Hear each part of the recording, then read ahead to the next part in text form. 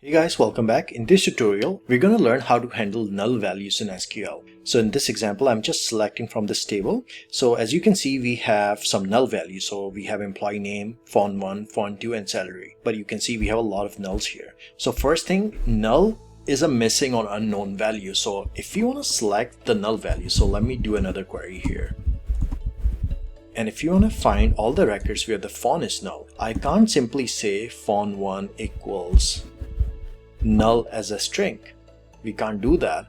It's not going to return any results. And similarly, if I put like blank value here, it's not going to return anything because that's not a blank value either. And we can't directly use equals to null. We can't use the equal operator with null directly either. So what we have to do is to find all the records where the font is null, we have to use the is or is not operator. So we can use is null. So if I execute it now, I see all the values where font1 is null or missing.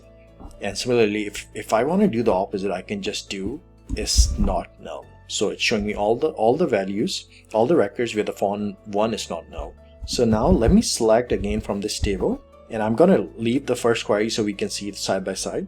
So what I'm going to do is I'm going to select the employee name, font1, from the employees table. So now what I want to do is, if I want to return something else instead of null, first of course I can use a case statement. So I can say case when font1, remember we have to use is operator, so I can use is null. Then I'm going to return, let's say, not available, NA or something. Else I'm going to return font1 and as, and then let's give it an alias. It's just font1. Okay, so if I execute it now, for all the ones, for example, Catherine and Matt here, they do not have a value for font1. It's missing here. So we use the case statement to handle nulls here. The other thing we can do is to handle null is we can use this built-in function called isNull. What it's going to do is, so let's say we're going to pass this font1. So if it finds a value in font1 that is a null, is going to return the second argument, and we can put whatever here. So let's just say I put NA or not available, and then I'm gonna give it an alias. So I'm just gonna call it font1. So now if I run it, it's gonna return the same value here. So for all the fonts that are blank is returning NA. So we can use isNull or a case statement to handle nulls. Finally, what I can do is I can use this other function called COALESCE.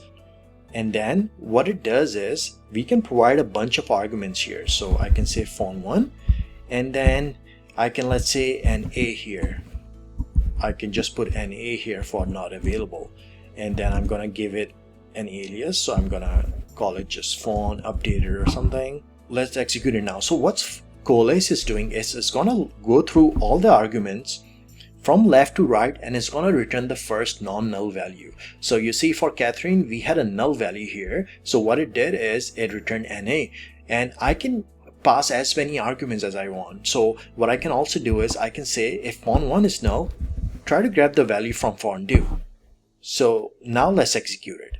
So what it did is for Catherine, it grabbed font2 because that's the first non-null value. So it checks font1 first, then font2, and if both of them are null, it's going to return NA. So for example, for Matt, both of these are null, it's going to return NA.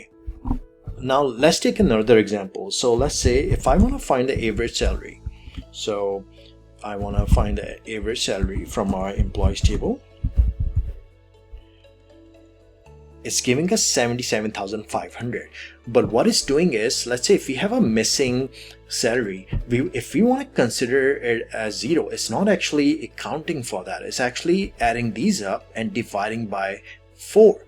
But what we need to do is, we need to also consider this missing value to find the true average, because it's just missing, but we want to account for that. So what we can do for that is, in another query, I'm just gonna do average, and then I'm gonna say if it's null, if the salary is null, I want to return 0. I want to consider it as a 0 here. Now let's execute it. You see here it's giving us 77,500 because it's adding all of these up and dividing by 4. But the true average is actually this sum divided by 5, not 4. So if we add all of these numbers and divide by 5, we should get 62,000. So these are different ways of handling null values, which is really valuable if you're doing any reporting on any aggregation. So we really need to understand how to handle nulls in our queries. If you found this helpful, please leave a like and subscribe to my channel, and let me know if you guys have any questions. Thank you for watching.